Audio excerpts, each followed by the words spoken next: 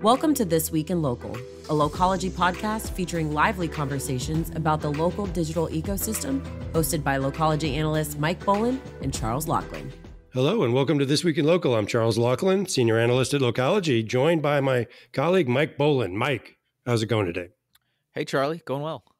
Great. So what's on your mind?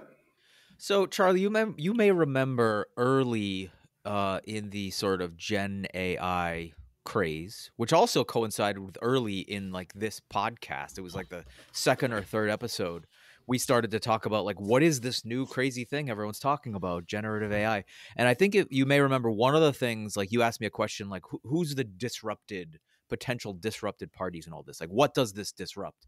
And we sort of went back and forth on that. But one of the things we talked about was like just sort of traditional like aspects of the marketing stack, everything from stock images to like other just like sort of tools that like brand marketers or SMB marketers have at their fingertips to like generate images or generate web pages or all that. So since then, we've really seen that play out with things like copywriting assistants that are provided by companies ranging from like web.com to like even Google helping SMBs like work on some of the rote aspects of their SEO workflows, like come up with meta descriptions for their pages.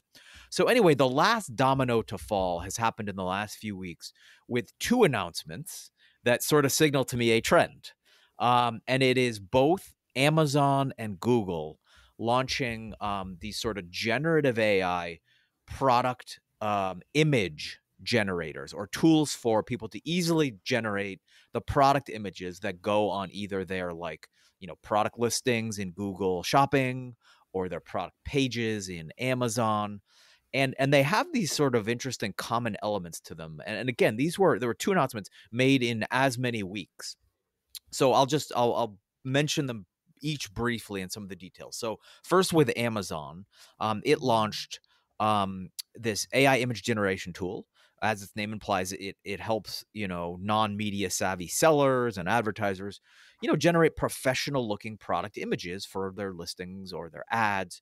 And it works similarly to the flavors of generative AI that we all sort of know and are most popular, which are, you know, just, you know, keyword prompts that generate some sort of image. So what these both Google and Amazon, what they're doing here mostly focuses on the backgrounds of these images. So what you do as a sort of merchant is you upload your product image, and then, you know, so Amazon has the image, and then you say, okay, I want a background, and you can sort of just like rattle off keyword prompts like thematic things like, you know, beach or kitchen or like autumn or sunset, things like that. You get the point. Like you just basically put your product in these settings in this very Gen AI oriented way. And then it spits out these, you know, snazzy product images you can use. So, so that's Amazon's. Google's is very similar. Google is calling it, I forget what it's calling it. Oh yeah, Product Studio. It's AI powered Product Studio. Similar concept. You upload an image, and then with keyword prompts, you can work on just various, you know, thematic backgrounds.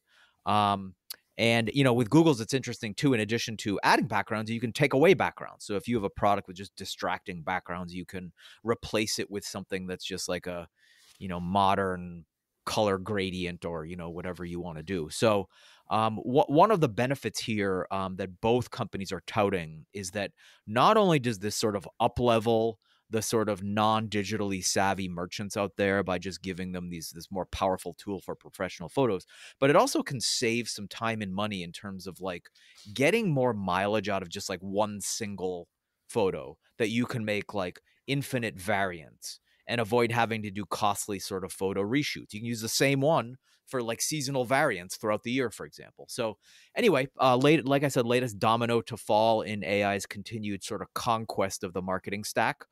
Both these products are going to be out in the next few months, and we'll be watching them closely. Okay, a couple quick reactions, Mike. First, is this a Canva killer in a way? Because it sounds like what you just described is what I would currently use Canva for. Yeah, that's a good point. And back to that like earlier discussion we had like a year ago, one of the places I said that could be disrupted is like Getty Images, right? Like the stock photo libraries. You bring up another point. one step further, not just, just the raw photos, but the tools people currently use to do just like, variations and graphic design. Canva's done a great job democratizing graphic design. Yes. Now they could be the disrupted party. They were once the disruptor. You're right. Something like this could take the place of a Canva type product, or Adobe's Creative Cloud, like, Photoshop and other sort of things in that Sure. stack as well. Yeah. Sure. Absolutely. The other just observation, I guess, is the red line here, or the line in the sand, the product image itself, because there's brand association with that. So you're talking about uploading an actual product image and building around it with generative AI. What about the product image itself? What's going to happen with that? No, you're right. I mean, that's like the raw ingredient. You at least need that as a starting point. You can't just like start from nothing. Right. But the point is, I think it's still accessible to anyone in that someone could take a picture of their product, on a table or just in any sort of context with their iPhone, and then they have that, and then they upload that. So I think you can start with even a basic thing you can do in your own, business environment, or like just put a white sheet behind it, or, you get the point. Anyone can just take the picture, and then they have that basic ingredient to then launch them into, this new workflow that these Google and Amazon are offering. Okay, cool. So I am going to, I would say switch gears, but my thread this week also has an AI angle, a different one. And what kind of prompted me to think about this was I read an article in Forbes that featured an interview with Chamath Palihapitiya, the all-in podcast guy, the social capital guy, former Facebook exec. Mike, and I may recall, I think he actually was at some conferences that you and I produced back in the day. Yeah, he was at Google and Facebook, and was a frequent guest at some of those, mid 2000s, aughts conferences. And I remember struggling with his name then. So, but at any rate, he had something really interesting to say, which is that, we don't really talk. We kind of talk around sort of the dark angles around AI, and particularly around disruption of professions. Will it be lawyers? Will it be marketing copywriters, financial advisors, or whatever? What group is going to be disrupted by AI? And he raised something very interesting, which kind of fits into a broader context of how AI automation is driving efficiency in launching new companies. If you spend any time on TikTok or Instagram, it's one person after another saying, I use ChatGPT to launch a business and blah, blah, blah. So what he's saying essentially is that in the near term now and going forward, two people can start a software company using AI to automate pretty much anything you can think of. And that two-person company can remain a two-person company a lot longer than it might otherwise. And in that instance, it raises a serious question of how necessary is VC money, at least in the early stages. Maybe when you're trying to scale, you're still going to need people, but you're not going to need to add all these teams of developers, marketers, and so on as early as you would, or maybe not at all. And he said that kind of suggests that VC may become less important in the near term. And I thought that was really interesting because, we've read about all these different disruptions that are going to happen or may happen. This is the first time I saw that venture capital was on the chopping block as well. And Mike, I don't know if that strikes you as plausible or not. Yeah, Chamath, always the provocateur, even like, sort of predicting the demise of his own industry. That's on brand for him. But also on brand for him and social capital. This reminds me of something that, he has always tried to push, and really was on this kick maybe 7 or 8 years ago, and still continues to do it, which is to take aspects of venture capital, and not just the investment, but what comes after that. When you have a sort of portfolio of companies, have certain sort of repeatable or standardized or productized sort of operational functions and tools that you can sort of apply across the board. So not only providing funding, but also providing all of the functional aspects of that business that can be standardized and productized, to take that off the plates of the founder, so they can focus on what they do best and not be bogged down in things like HR functions, which was sort of, it made a lot of sense at the time. That's always stuck with me as like VCs should, and they sort of do to some degree help open doors for their portfolio companies and help them form deals. But this really just, the idea was like software, like each VC should have proprietary software that they sort of support their portfolio companies with on operational levels. Now, the reason that reminds me of what he's talking about now is that he's supporting the idea of his portfolio companies, or I guess maybe he's speaking more generally about any funded business. He seemed to be, yeah. Yeah, that they can basically operate in a leaner way, and it's congruent with like the sort of lean startup, and they can be a lean startup longer, to your point, when they reach some of those phases of growth where they would suddenly have to need capital to ramp up in terms of headcount. Maybe they can sort of hold off on that and remain operationally efficient for longer. And I think it's interesting. I think he has a point. I mean, we're constantly looking at where AI is going to take over, where it's not. There's always the question of like, what aspects of knowledge work is it going to take over? I think that that sort of gets into what we're talking about here when it comes to, development, software development. So what aspects of software development can be, automated with AI? Well, his point kind of touches on the full spectrum, because it's, how is AI helping people build products? How is AI helping people acquire customers, tell their story, et cetera, et cetera, et cetera. And I don't think he's saying that VCs will be replaced by AI, but they'll be made less necessary by AI. It's a slight difference. But I think the outcome is sort of the same. Whether he's right or not, who knows? But well, we'll find out, I think, fairly soon. But I think this idea that, that seed stage may not be necessary or as necessary. Or maybe even through Series A or whatever stage, they'll be able to scale. I don't know if it means they can scale without funding. I'm not sure that's what he's saying. But it seemed to be saying that the early stage investing may become less and less important. Yeah. And I think he probably feels confident enough saying this, that there will always be sort of demand for, capital.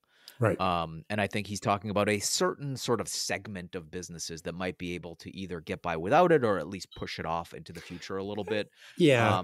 But there's still going to be, I think, a class of like, high growth businesses that like him and his sort of profession aren't really in danger of.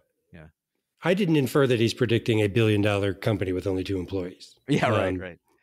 That'd be interesting, but I'm not sure that's what he was saying. Very interesting in terms of just like the capital requirements go way down and the margins go way up if someone can pull that off. And the wealth creation opportunities are exponentially larger. But and if you think about that, that's the next evolutionary step in software and SaaS. If you think about it, like the reason why SaaS has been such a investor darling over the past decade is, one, because of the predictable recurring revenues. Right. I mean, that's great. But also just like software economics when it comes to credible scalability. Yeah. Scalability and it's bits rather than atoms. Right.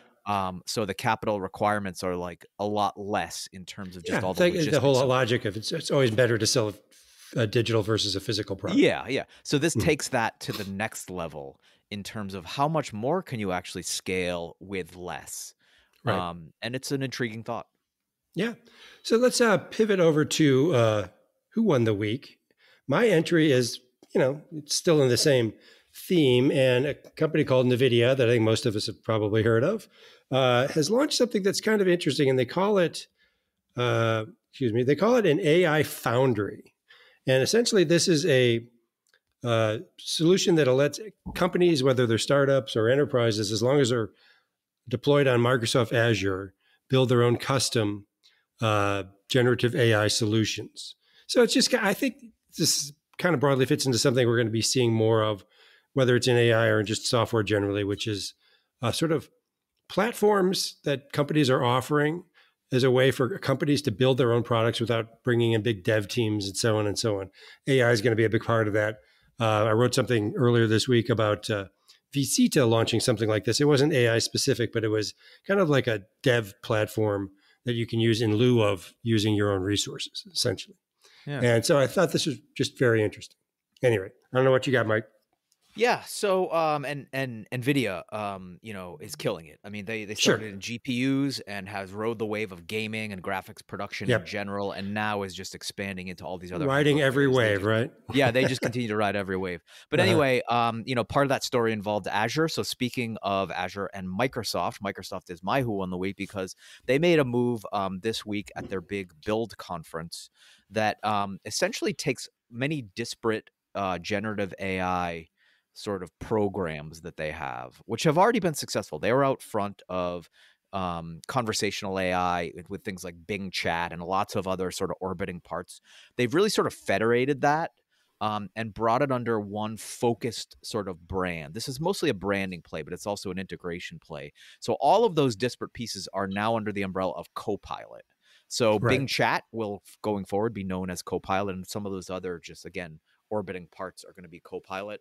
And then along with that, not only is they won the week just for, I think, a strong sort of move to federate all of that, but also some stats they mentioned in the same breath were that Forrester predicts that 6.9 million U.S. knowledge workers will be using some form of this Copilot product in 2024.